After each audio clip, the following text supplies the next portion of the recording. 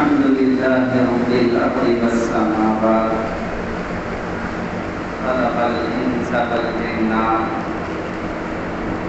أنزل القرآن والإنجيل والتوراة فضل الإنسان على جميع المخلوقات لقب الإنسان أشرف المخلوقات وأرسل نبيه الحبيب إلى هذه الكائنات وصلى الله على صاحب التاج والمعراج سيد الإنس والجنات محبوب رب الأرض والسماوات اسمه مكتوب ومرقوم بالإنجيل والتوراة أرسله الله تعالى بالحق بشيرا ونذيرا وداعيا إلى الله بإذنه وسراجا منيرا أما بعد فقال الله تبارك وتعالى في شأن نبيه الحبيب أعوذ بالله من الشيطان الرجيم ورفعنا لك ذكرك صدق الله العظيم.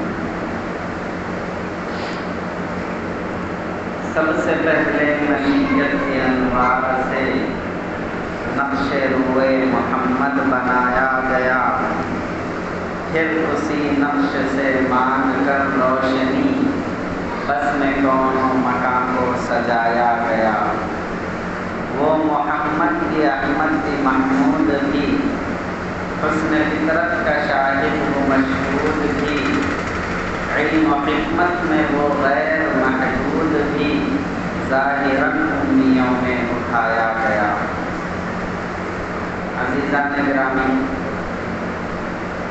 آج کا موضوع اور آج کا مسئلہ بڑا حساس ہے.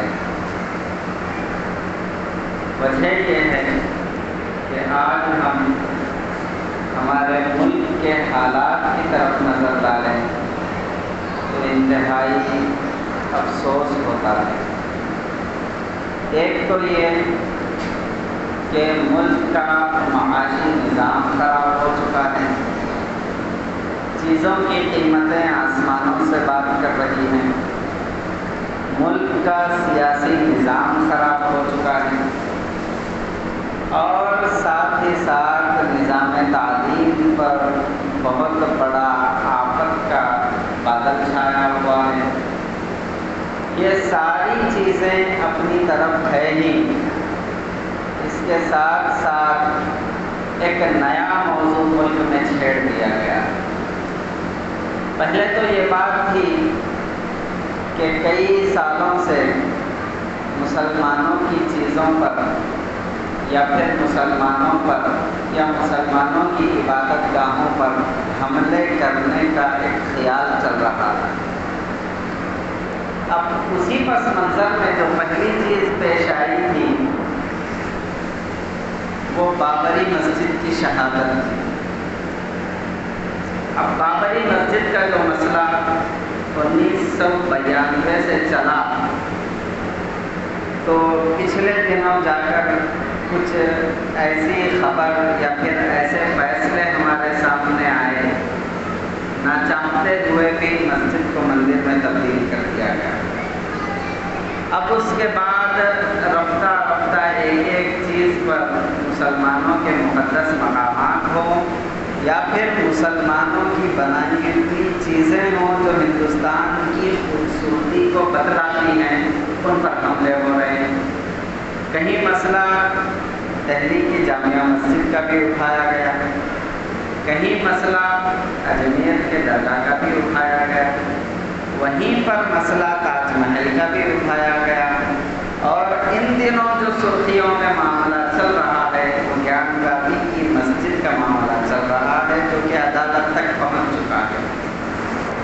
عزیزان گرامی، یہ ساری چیزیں مسلمانوں کے ساتھ یہ ظلم تو جاری تھا ہی تھا، اس کے ساتھ ساتھ پچھلے دنوں ہم نے خبروں میں یہ دیکھا ہے اور آج کے حالات کی جو سرخیاں جو بریکنگ نیوز بنی ہوئی ہے وہ ایک سب سے اہم اور حساس مسئلہ ہے میرے اور آپ کے آقا نبی رحمت صلی اللہ علیہ وسلم کی ذات پر، زندگی پر، آپ کی ازواج پر حملے ہو رہے ہیں۔ آپ کو معلوم ہوگا کہ بی جے پی کے اس کو پرسن نے اماں عائشہ رضی اللہ تعالیٰ عنہا کے تعلق سے کیا باتیں کہی تھیں۔ اس کے بعد صرف ملک میں نہیں، صرف ہندوستان میں نہیں، بلکہ حضور کی عزت کا مسئلہ جہاں پر آ گیا تو پھر دیگر ممالک نے بھی اس کے خلاف میں آواز اٹھانا شروع کر دی۔ دیگر ممالک میں یہ بھی چیزیں ہو گئی کہ بھائی ہندوستان کا جو سامان ہے اس کو بھی نہ خریدا جائے۔ عزیزان گرامی، بات یہ ہے کہ مسلمان دنیا میں جہاں پر بھی بستے ہوں، مسلمان کی مثال ایسی ہے کہ وہ ایک جسم کی مانند، مسلمان ایک جسم کی مانند، جسم کے جس حصے کو بھی تکلیف ہو، رونا تو آنکھ کو ہی ہے، آنسو تو آنکھ ہی بہا ہے۔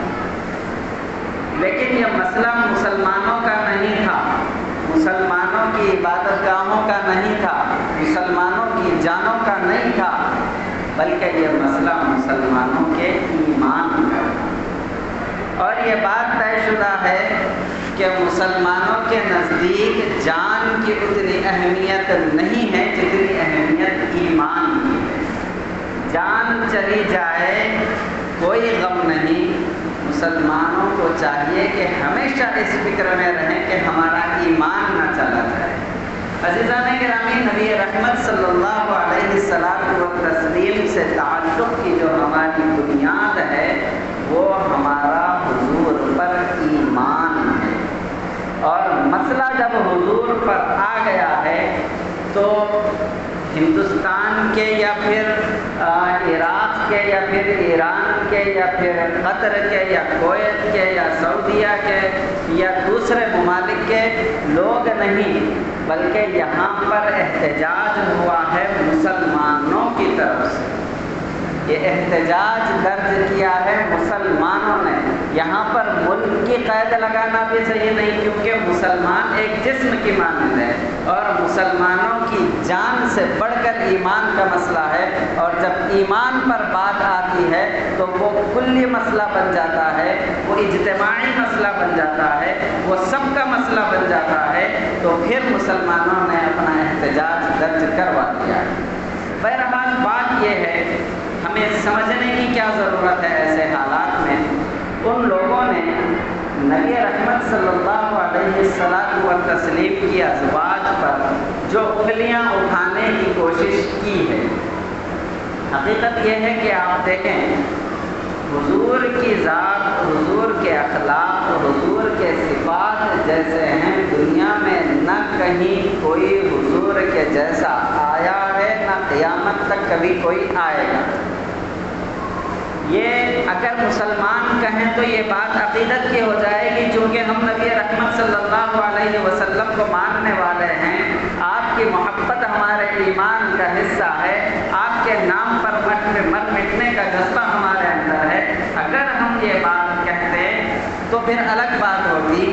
ایک عیسائی مورخ نے ایک کتاب لکھی ہے جس میں اس نے دنیا کے 100 عظیم انقلابی آدمیوں کا ذکر کیا ہے جن کی وجہ سے دنیا کے ایک حصے میں نہیں بلکہ پوری دنیا کے اندر انقلاب آیا ہو، اور اس نے انصاف سے کام لیتے ہوئے ان 100 عظیم آدمیوں میں جس شخصیت کا نام سب سے پہلے لکھا ہے وہ میرے اور آپ کے آقا کی ذات بابرکت ہے۔ عزیزان گرامی، یہ بات کسی ایک مذہب کے لوگوں کے پاس مسلمہ نہیں کہ حضور کے جیسی شخصیت دنیا میں کبھی نہیں آئی ہو، بلکہ اس کو دیگر مذاہب کے انصاف پسند لوگوں نے بھی مان لیا ہے۔ بہرحال ایسی کامل ذات، ایسی مقدس ذات، بلکہ آپ یوں کہیں کہ جب ہم کسی چیز کو پسند کرتے ہیں نا تو ہم چاہتے یہ ہیں کہ اس چیز کے اندر کوئی کمی نہ ہو، اس چیز کے اندر کوئی نقص نہ ہو۔ جس کو ہم اپنا محبوب بنانا چاہتے ہیں نا، اس کی سارے عیبوں کو ہم دور کر دیتے ہیں، اس کو عیب کے ساتھ ہم قبول نہیں کرتے، ہم اسے اپنا محبوب نہیں بناتے۔ عزیزان گرامی، یہ مخلوقات ہے جو اپنی محبوب ترین چیزوں میں عیب کو برداشت نہیں کرتی۔ آپ اندازہ لگائیں کہ اللہ کے نبی علیہ السلام تو پھر اللہ کے محبوب ہیں، جب اللہ نے آپ کو بنایا ہے تو کیا عیب ممکن ہو سکتا ہے؟ آپ سے جو لوگ منسلک ہو جائیں، جو لوگ جڑ جائیں، جن کا تعلق آپ سے ہو جائے، کیا ان کے اندر عیب ہو سکتا ہے؟ نہیں ہو سکتا، کیونکہ جب انسان خود ہی پسند نہیں کرتا کہ ہمارا محبوب ایسا ہو کہ جس کے اندر عیب ہو، تو پھر ساری دنیا کو بنانے والا خدا کیسے پسند کرے گا کہ جو میرا پسندیدہ ہو اس کے اندر عیب ہو؟ عزیزان گرامی، اللہ کے نبی صلی اللہ علیہ وسلم کی ذات، کمالات، صفات، اخلاق، کردار تو ایسے ہے دنیا میں نہ کسی سیاسی ہو، سماجی ہو یا پھر کوئی اور انقلاب برپا کرنے والا لیڈر آیا ہو، کسی کے اندر بھی وہ صفات نہیں تھے جو حضور میں آئے تھے۔ اب بات ہے ازواج مطہرات کی۔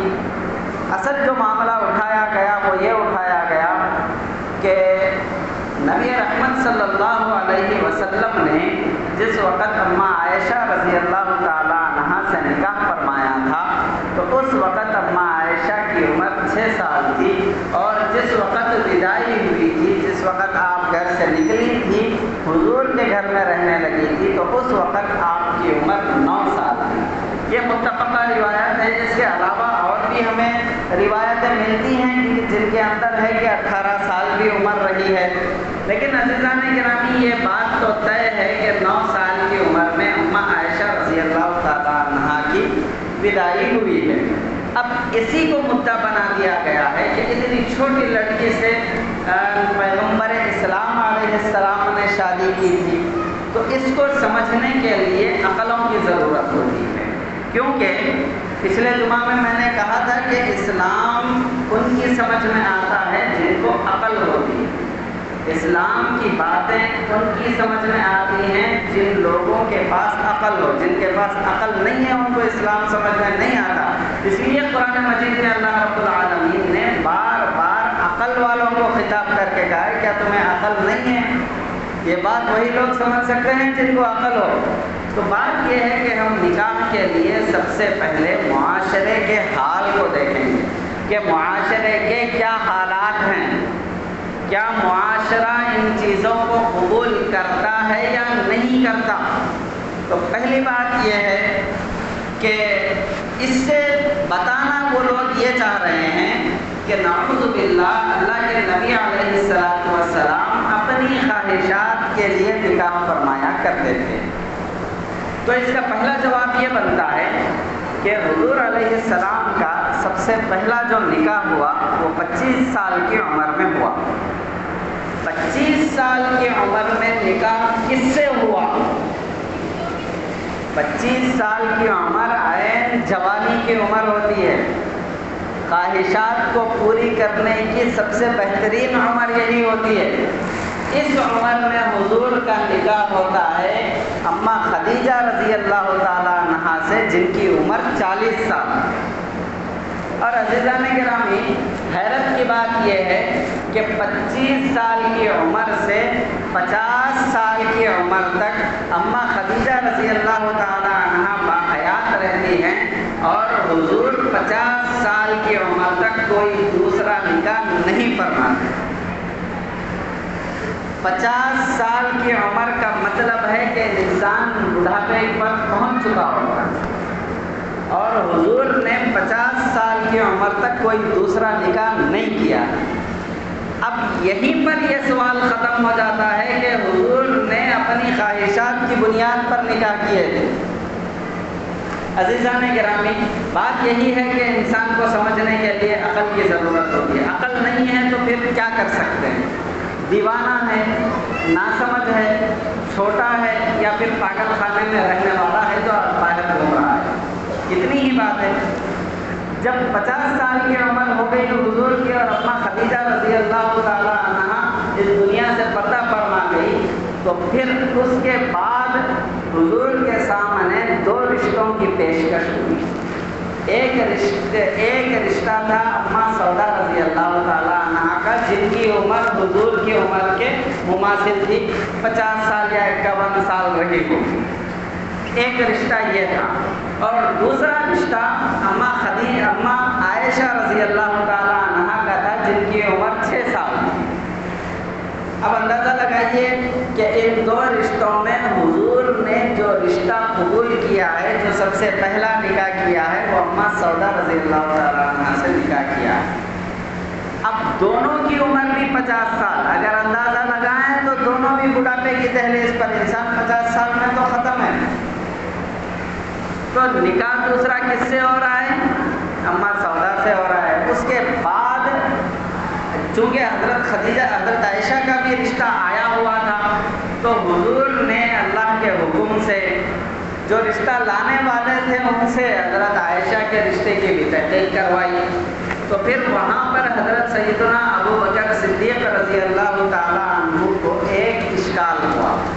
وہ اشکال یہ ہوا کہ زمانہ جاہلیت میں لوگ یوں سمجھتے تھے کہ جو منہ بولا بھائی ہوتا ہے، ہم کسی کو اپنا بھائی بنا لیتے ہیں کہ بھائی تو میرا بھائی ہے، تو پھر بھائی کی بیٹی سے نکاح نہیں ہو سکتا، وہ بھتیجی بن جاتی ہے بھائی کی بیٹی۔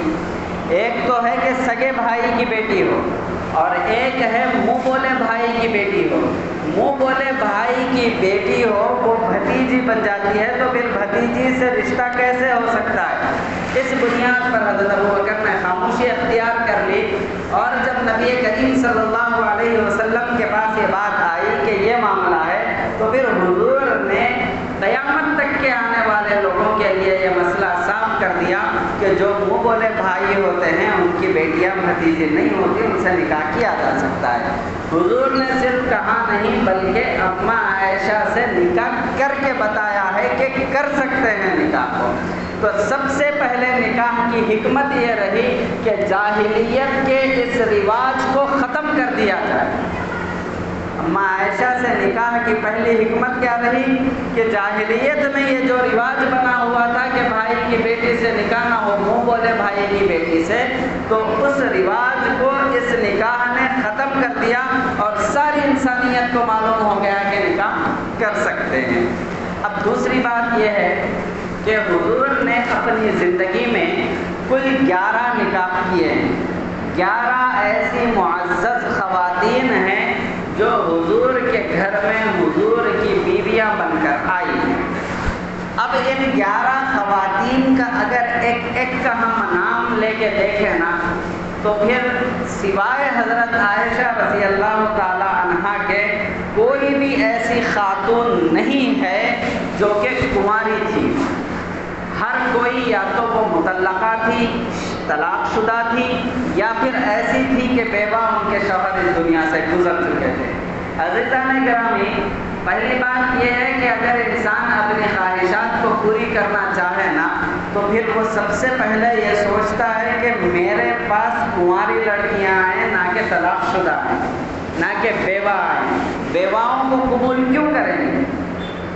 تو پھر حضرت عائشہ کے نکاح کی ایک حکمت یہ تھی کہ اس جاہلیت کے رواج کو ختم کیا جائے، وہ ختم ہو گیا۔ اب دوسری حکمت کیا رہی ہے کہ حضرت عائشہ رضی اللہ تعالی عنہ کی خصوصیت یہ ہے کہ وہ ساری خواتین کی سب سے بہترین عالمہ تھی، سب سے بہترین مفتیہ تھی۔ حضرت عائشہ رضی اللہ تعالی عنہ کئی علوم کی ماہر تھی۔ حضرت عائشہ رضی اللہ تعالی عنہ لا کی ماہر تھی، پوئٹری کی ماہر تھی، پروز کی ماہر تھی، اور آپ کہیں کہ احادیث کو سب سے زیادہ جن صحابہ نے بیان کیا ہے وہ کل 7 صحابہ ہیں۔ ان 7 صحابہ میں 6 مرد صحابہ ہیں اور ایک خاتون صحابیہ حضرت عائشہ رضی اللہ تعالیٰ عنہ ہے۔ حدیث کی ماہر، تفسیر کی ماہر، فقہ کی ماہر، بلکہ اس امت کے علماء نے حضرت عائشہ رضی اللہ تعالیٰ عنہ کی خصوصیات پر ان کی فقہ، ان کے مسائل کو بھی جمع کر دیا ہے۔ حضرات صحابہ کو جب کوئی مسئلہ پیش آ جاتا تو حضرات صحابہ حضرت عائشہ کے دروازے پر دستک دے کر پوچھتے، اے مومنوں کی ماں ہمیں بتاؤ تو صحیح کہ یہ مسئلہ کیا ہے، ہم اس کو کیسے سمجھیں۔ امت کی اتنی بڑی عالمہ تھی۔ اب یہ اس علم کے فیض کو بھی آگے نسلوں تک پہنچانا تھا۔ تو عموماً ہوتا یوں ہے کہ 20 سال میں ایک جنریشن آتا ہے، تو حضور کے اس دنیا سے پردہ فرمانے کے بعد تقریباً 40 سال یا 50 سال تک حضرت عائشہ رضی اللہ تعالیٰ عنہ باحیات رہی، اور آپ نے اس امت کی 2 نسلوں کو 2 جنریشنز تک حضور کے علوم کو پہنچایا ہے۔ تو دوسرا مسئلہ یہ حل ہوا کہ حضور کے گھر کے جو علوم تھے، خاص کر وہ ضرورتیں جو عورتوں کو پیش آنے والی تھی، وہ ممکن نہیں تھا کہ مرد کھل کر عورتوں کو بتا سکے، تو پھر اللہ رب العالمین نے حضرت عائشہ کا انتخاب کر دیا، اور حضرت عائشہ کی عمر چھوٹی ہونے کی وجہ سے اتنے لمبے عرصے تک وہ زندہ رہ سکی اور اتنے لمبے عرصے تک امت کی صحیح رہنمائی کر سکی۔ دوسری حکمت اس کے اندر یہ تھی۔ عزیزان گرامی، آپ دیکھیں کہ اتنے زیادہ نکاح حضور نے کیوں کیے تھے، یہ بھی ایک مسئلہ چلتا ہے۔ اس کا پہلا جواب تو یہ ہے کہ جو لوگ اعتراض کرتے ہیں ان کے پیشواؤں کو دیکھ لیں، ان کے پیشواؤں میں جن لوگوں نے نکاح کیے ہیں، شادیاں کی ہیں، تو ان کی تعداد انگلیوں پر گن نہیں سکتے، بلکہ سینکڑوں ہزاروں تک پہنچ جاتی ہے۔ بلکہ حضور نے جو زیادہ شادیاں کی اس کی ایک وجہ علماء نے یہ بھی لکھی ہے کہ مختلف قبیلوں کے ساتھ رشتے بن جائیں۔ مختلف قبیلوں کے ساتھ جب رشتے بن جاتے ہیں تو دعوت کے پیغام کو پہنچانے میں سہولت ہو جاتی ہے۔ عزیزان گرامی، یہ بھی ایک مسئلہ تھا جو حل ہو گیا۔ اور دوسری بات یہ تھی کہ ہر عورت کے بس میں نہیں تھا کہ اسلام کو سارا حضور کے سامنے بیٹھ کر سمجھ سکے۔ کچھ مسائل یقیناً وہ ہوتے ہیں جو عورتوں کو عورتیں جب سمجھائیں تو سمجھ میں آتی ہے، تو حضور کی جو باہر کی زندگی تھی اس کے لیے تو 1.25 لاکھ صحابہ موجود تھے جو حضور کی زندگی کے ہر لمحے کا حساب رکھتے تھے اور امت کے سامنے پیش کرتے تھے۔ اور صحابہ نے تو حد یہ کر دی ہے کہ حضور کے سر میں اور داڑھی میں کتنے سفید بال ہیں اس کی بھی تعداد صحابہ نے بتا دی ہے۔ حضور سے اتنا لگاؤ تھا اور حضور کی ظاہری زندگی کو صحابہ نے یوں پیش کیا۔ جب حضور کی گھریلو زندگی کی بات آئی تو پھر 1-2 عورتوں کے بس کے بات نہیں تھی کہ حضور کی گھر کی زندگی کو 1-2 عورتیں اپنے اندر سما بھی سکیں اور امت تک پہنچا بھی سکیں۔ اس لیے اللہ رب العالمین نے کل 11 عورتوں کا انتخاب فرمایا تھا کہ اب ان خواتین کی، ان معزز اور مطہر ازواج کی ذمہ داری ہے کہ حضور کی گھریلو اسلامی زندگی کو وہ امت کی عورتوں کے سامنے بیان کر سکے۔ عزیزان گرامی، اس کی بہت ساری حکمتیں علماء نے لکھی ہے، لیکن جب ہمارے ذہنوں میں یہ شبہ آتے ہیں تو سب سے پہلے ہم عقل کو دستک دیں اور پوچھیں کہ اللہ کے نبی نے یہ کیا ہے تو اس کی حکمت کیا تھی۔ اس کی حکمت کا جب پتہ چل جائے گا تو پھر یہ جتنے شبہات اور جتنے الزام یہ لوگ لگا رہے ہیں وہ سارے کے سارے ختم ہو جائیں گے۔ اللہ رب العالمین سے دعا ہے اللہ ان ظالموں کو ہدایت دے یا پھر اس دنیا سے ان کا صفایا کر دے۔ اللہ رب العالمین ہمیں اور آپ کو اسلام کو صحیح سمجھ کر اس پر عمل کرنے کی توفیق عطا فرمائے۔ وآخر دعوانا الحمدللہ رب العالمین۔